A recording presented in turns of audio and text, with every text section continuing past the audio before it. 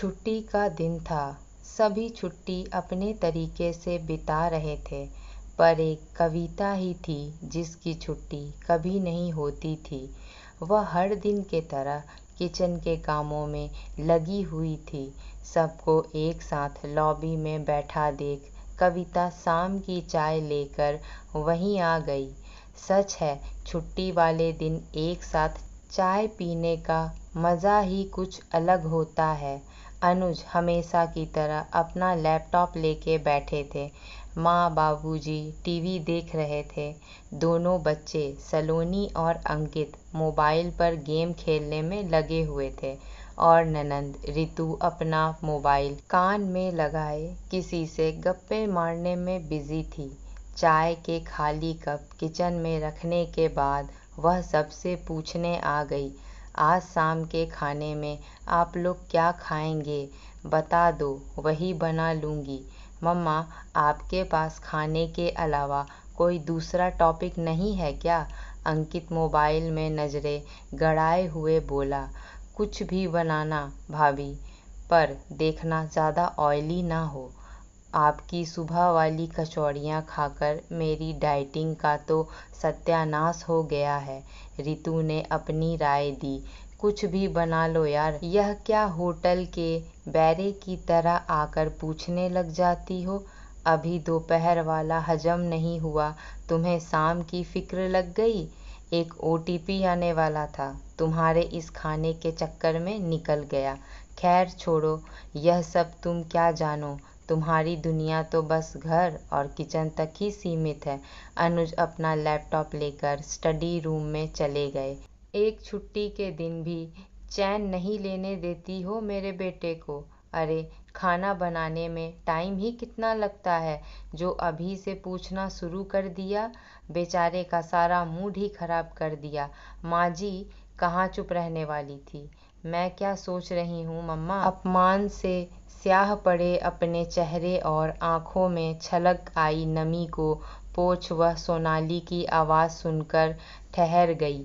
क्यों ना आज हम लोग पिज़्ज़ा ऑर्डर कर लें, बहुत दिन हो गए हैं घर का बोरिंग खाना खाते खाते। सोनाली की बात पर माँ जी और रितु ने भी डाइटिंग भूल कर अपनी रजामंदी दे दी। ठीक है, फिर यही फाइनल है, आज शाम को हम सब पिज़्ज़ा ही ऑर्डर करेंगे। सोनाली और अंकित एक साथ बोले। कविता को वहाँ से जाता देख बाबूजी बोले, बेटा इन लोगों को अपना पिज़्ज़ा खाने दो। तुम ऐसा करना, मेरे लिए लौकी की सब्ज़ी और मूंग की दाल बना देना। जी बाबूजी, कह वह वहाँ से अपने कमरे में आ गई। आज सचमुच उसकी आंखों में आंसू आ गए। सबको खुश करने के चक्कर में सारा दिन एक टांग पर नाचती रहती है। माँ जी की दवाइयाँ, बाबूजी का परहेजी वाला खाना, रितु का डाइट फूड, बच्चों की पढ़ाई लिखाई, होमवर्क, अनुज की ऑफिस की फाइलों को संभालने से लेकर घर के कभी ना खत्म होने वाले ढेरों कामों की जिम्मेदारी वह खुशी खुशी निभाती है। और उन सब की नज़रों में उसकी अहमियत एक काम वाली बाई से ज़्यादा नहीं। अपने कॉलेज की मेधावी छात्र, मम्मी पापा की लाडली बेटी, जिसे अपने करियर को लेकर ढेरों सपने देखे थे, घर परिवार की जिम्मेदारी निभाते निभाते खुद अपने बारे में सोचना ही भूल गई। शादी के बाद ससुराल आकर जब उसने एक बार दबी ज़ुबान से आगे पढ़ाई करने के बाद नौकरी करने की बात कही तो माँ जी ने जवाब दिया कि तुम नौकरी करोगी तो घर का काम कौन देखेगा? नौकरी करने का ख्याल छोड़ो, घर परिवार की जिम्मेदारियां संभालो। तुम्हारी पढ़ाई लिखाई तुम्हारे बच्चों को पढ़ाने लिखाने के काम आएगी। उसने उम्मीद भरी निगाहों से अनुज की तरफ देखा, वहाँ से भी निराशा ही हासिल। अनुज उन पुरुषों में से थे जो अपनी माँ की हर सही गलत बात सिर झुकाकर मान लेते थे। उसने भी एक आदर्श बहू की तरह घर की सारी जिम्मेदारियां अपने नाजुक कंधों पर उठा ली। फिर दोनों बच्चों के जन्म के बाद तो उसे इस बारे में सोचने का वक्त ही नहीं मिला। बाबूजी का खाना लेकर उनके कमरे में गई तो उन्होंने उसे अपने पास बिठा लिया। उनकी निगाहों से उसकी आंखों की नमी छुप न पाई। उनके मुंह से प्यार के 2 बोल सुनते ही उसके दिल का दर्द बाहर आ गया। घर में कोई भी मुझसे खुश नहीं है बाबूजी। न मैं एक अच्छी बहू हूँ, ना पत्नी और ना ही एक अच्छी माँ हूँ। बिल्कुल सही कह रही हो तुम। बाबूजी के ऐसा कहते ही वह उनकी तरफ देखने लगी। तुम अच्छी नहीं बल्कि बहुत अच्छी हो। इतनी ज़्यादा अच्छी कि अच्छी बनने के चक्कर में तुम खुद को ही भूल गई हो और जिनके लिए तुमने अपनी ज़िंदगी के इतने साल दिए उन लोगों की नज़रों में तुम्हारी कोई कीमत ही नहीं। और इसमें गलती उन लोगों की नहीं बल्कि तुम्हारी है। पता है क्यों? तुम सब की हर सही गलत बात सिर झुकाकर मानती चली आई हो और अब उन सबको इसकी आदत पड़ गई है। जिसका जो मन आता है वह कहकर चला जाता है, बिना यह सोचे कि तुम भी एक हाड़ मांस की बनी इंसान हो। तुम्हारी भी भावनाएं हैं, आत्मसम्मान है और दुख की बात यह है कि सबकी देखा देखी अब तुम्हारे बच्चे भी इसमें शामिल हो गए हैं। तो फिर मैं क्या करूं बाबूजी? मुझे कुछ भी समझ नहीं आ रहा है। तुम्हारा खोया हुआ आत्मसम्मान वापस दिलवाने के लिए मेरे पास एक आइडिया है, पर पता नहीं तुम उसके लिए तैयार होगी कि नहीं। बाबूजी रहस्यमयी ढंग से बोले, आप बताइए तो सही। मुझे पता है मेरे लिए आपने कुछ अच्छा ही सोचा होगा। बाबूजी ने उसके पास आकर उसे अपनी योजना समझाई। पर बाबूजी यह कैसे? बाबूजी की बात सुनकर एक बार तो वह सोच में पड़ गई। फिर बाबूजी के समझाने पर वह इसके लिए तैयार हो गई। अगले दिन सुबह शर्मा निवास का दृश्य देखने लायक था। कविता, मेरी चाय कहाँ है? मम्मा, मेरा टिफ़िन नहीं बना क्या? भाभी, मेरी ग्रीन टी। बहू, आज का नाश्ता नहीं मिलेगा क्या? अरे भाई, इतना शोर क्यों मचा रखा है? अपना अपना काम खुद कर लो, क्योंकि जिसे तुम लोग आवाज़ लगा रहे हो वह आज घर पर नहीं है। बाबूजी आकर बोले, घर पर नहीं है तो यहीं कहीं पड़ोस में गई होगी किसी काम से। माँ जी कब पीछे रहने वाली थी। अब तुम लोग कुछ देर चुप रहो, तब तो मैं बताऊं। उसकी सहेली का फ़ोन आया था। उसकी तबीयत बहुत ख़राब थी, इसीलिए कविता सुबह सुबह उसके पास चली गई है। 2-4 दिन में वापस आ जाएगी। ऐसे कैसे बिना बताए जा सकती है? और कौन सी खास सहेली है जिसके लिए उसे सुबह सुबह ही जाना पड़ा? अभी फ़ोन करके पूछता हूँ। अनुज को सहेली की बीमारी से ज़्यादा कविता के बिना बताए जाने से परेशानी थी। अरे, बिना बताए कहाँ गई है? मुझसे पूछकर गई है और तुम लोग सो रहे थे, इसीलिए जगाना उसने ठीक नहीं समझा। बाबूजी बोले। उधर फ़ोन न लगता देख अनुज झल्लाए जा रहे थे। बाबूजी मज़ा लेने के लिए बोले, अब बार बार फ़ोन करके क्या फ़ायदा? हो सकता है वहाँ पर नेटवर्क ही ना हो। जैसे तैसे ब्रेड बटर खाकर सोनाली और अंकित स्कूल गए। अनुज भी कैंटीन में कुछ खा लूँगा कहकर ऑफिस निकल गए। जब काम वाली शांता आई तब उसके साथ लगकर माँ जी ने खाना बनाया। काम करने की आदत तो बरसों पहले छूट गई थी, इसीलिए काम कम कर रही थी, बड़बड़ा ज़्यादा रही थी। जैसे तैसे एक्स्ट्रा पैसे देकर शांता को कुछ दिन काम करने के लिए राजी किया। 4 दिन हो गए कविता को गए हुए।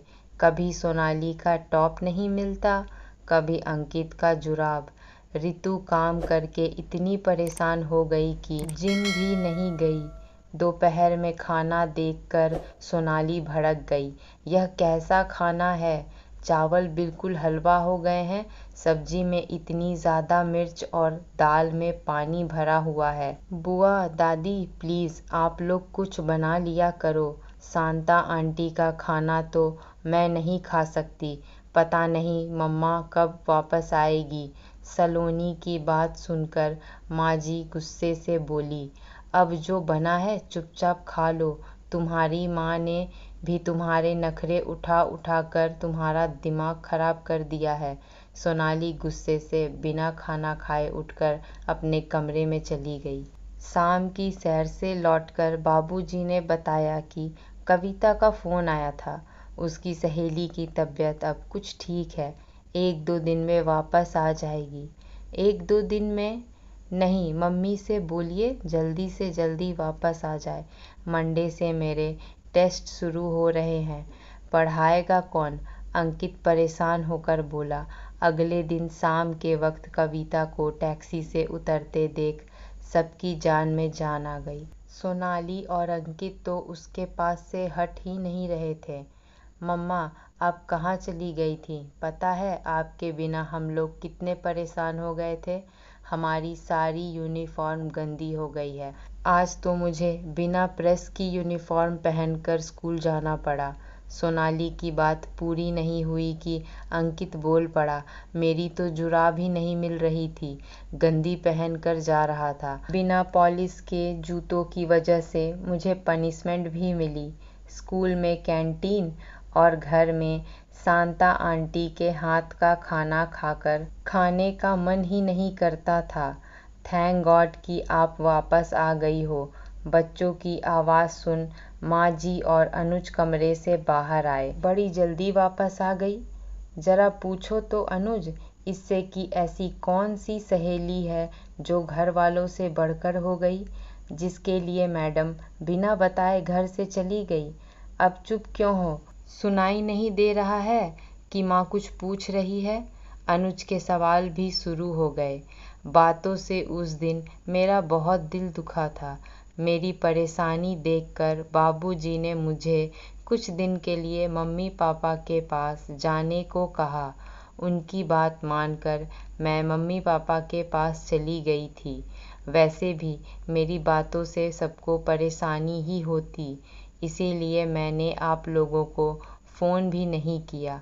बाबूजी मुझे घर के हालचाल बताते रहते थे। और हाँ माँ जी, रही बात बिना बताए घर से जाने की, तो मैं बाबूजी से पूछ कर गई थी। अनुज भी कई बार जब कहीं बाहर जाते हैं तो सिर्फ आपको बताकर चले जाते हैं। उनसे तो कोई सवाल नहीं करता, फिर मेरे ऊपर इतने आरोप की बौछार क्यों? यह मेरा घर है और इस घर की जिम्मेदारियां भी मेरी हैं। इस बात से मैंने कभी इनकार नहीं किया है, परंतु आप सब भी तो इसी घर में रहते हैं।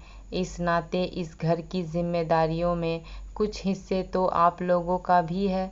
जिस घर और अपनों की खुशी के लिए मैंने अपनी ज़िंदगी के 16 साल लगा दिए, पता चलता है कि उनकी नज़रों में मेरी अहमियत सिर्फ घर और रसोई तक सीमित रहने वाले की है।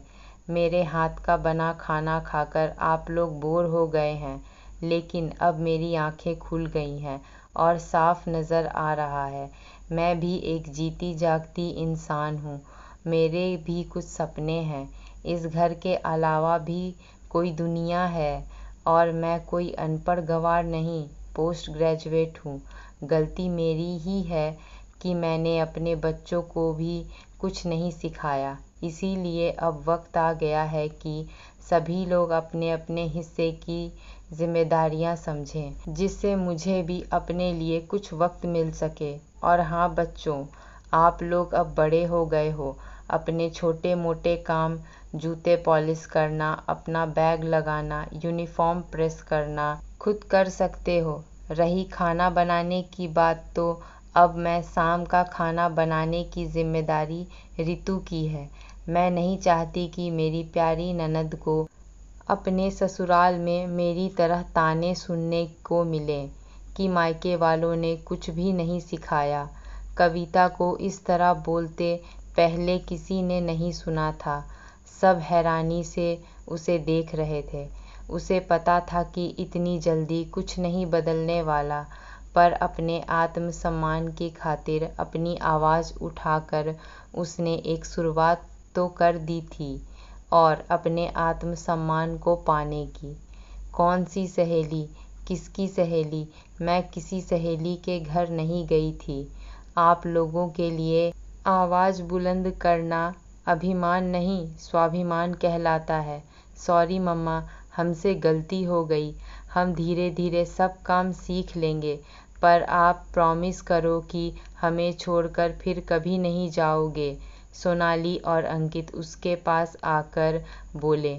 उसने भी दोनों बच्चों को प्यार से गले लगा लिया। दोस्तों, गृहिणियों के काम को कोई अहमियत नहीं देता है, पर एक गृहिणी ही ऐसी होती है जो पूरे घर को चलाती है, जिसके बिना घर का एक पत्ता नहीं हिलता। पर इस गृहिणी को उसके घर के लोग सिर्फ एक 24 घंटे काम करने वाली नौकरानी से ज़्यादा कुछ नहीं समझते। क्या औरतें सिर्फ चूल्हा चौका करने के लिए होती हैं? उनकी अपनी इच्छाएं नहीं होती?